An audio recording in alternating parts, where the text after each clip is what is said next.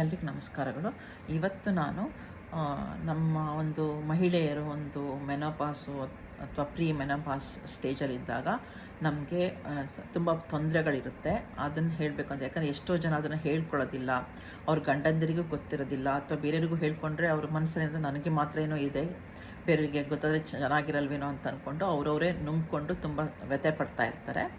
ಅದಕ್ಕೆ ನಾನು ಏನು ಹೇಳಬೇಕು ಅಂದ್ಕೊಂಡು, ಅದು ಆ ಟೈಮಲ್ಲಿ ಒಂದು ನಮ್ಮದು ಹಾರ್ಮೋನ್ ಇಂಬ್ಯಾಲೆನ್ಸ್ ಆದಾಗ ಕೆಲವು ಕೆಮಿಕಲ್ಸ್ ಎಲ್ಲ ಪ್ರೊಡ್ಯೂಸ್ ಆದಾಗ ನಮಗೆ ಕೋಪ, ಸಿಟ್ಟು ಬರೋದು, ಸುಸ್ತಾಗೋದು ಇದೆಲ್ಲ ಆಗ್ತಾ ಇದ್ದಾಗ ಬೇರೆಯವ್ರಿಗೆ ಏನು ಅನಿಸುತ್ತೆ, ಇವ್ರೇನಕ್ಕೆ ಹಿಂಗೆ ಮಾಡ್ತಾಯಿದ್ದಾರೆ ಅಂತ ಅನಿಸ್ಬೋದು. ಹಾರ್ಟ್ ಫ್ಲಶಸ್ ಅಂತ ಹೇಳ್ತಾರೆ. ಒಂದು ಸಲ ನಿಮಗೆ ಶಕೆ ಆಗುತ್ತೆ, ಒಂದು ಸಲ ನಿಮಗೆ ಚಳಿ ಅನಿಸ್ಬಿಡುತ್ತೆ, ಫ್ಯಾನ್ ಬೇಕು ಅನಿಸುತ್ತೆ, ಫ್ಯಾನ್ ಹಾಕಿದ ತಕ್ಷಣ ಚಳಿ ಅನಿಸ್ಬೋದು. ಇವೆಲ್ಲ ಆಗ್ತಾ ಇರುತ್ತೆ. ಅದೆಲ್ಲ ಬೇರೆಯವರಿಗೆಲ್ಲ ಗೊತ್ತಾಗೋದಿಲ್ಲ. ಆಮೇಲೆ ಕೆಲವರಿಗೆ ತುಂಬ ಲೈಟೆಲ್ಲ ಹಾಕಿದ್ರೂ ಆಗೋದಿಲ್ಲ.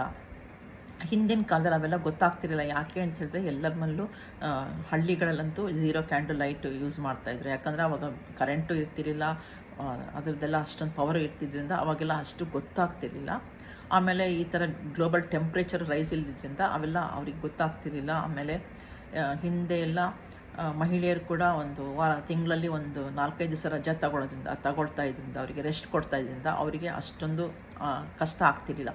ಇವಾಗ ನಾವು ಎಲ್ಲದನ್ನು 30 ದಿವಸ ನಾವು ಎಲ್ಲ ಕೆಲಸನೂ ಮಾಡೋದ್ರಿಂದ ನಮಗೆ ಮತ್ತು ಬೇರೆ ಎಕ್ಸ್ಟ್ರಾ ನಾವೇ ಮಾಡ್ಕೊಂಡು ನಾವೇ ಅದು ಮಾಡಬೇಕು ಇದು ಮಾಡಬೇಕು ಅಂತ ಹೇಳ್ಬಿಟ್ಟು ತುಂಬ ಸುಸ್ತು ಮಾಡಿಕೊಂಡು ಆ ಪ್ರೀ ಮೆನೋಪಾಸ್ ಸ್ಟೇಜ್ ಅಥವಾ ಮೆನೋಪಾಸ್ ಸ್ಟೇಜ್ ತುಂಬ ಕೋಪ, ಸಿಟ್ಟೆಲ್ಲ ಬಂದು ಒಂಥರ ಇದಾಗ್ಬಿಡುತ್ತೆ.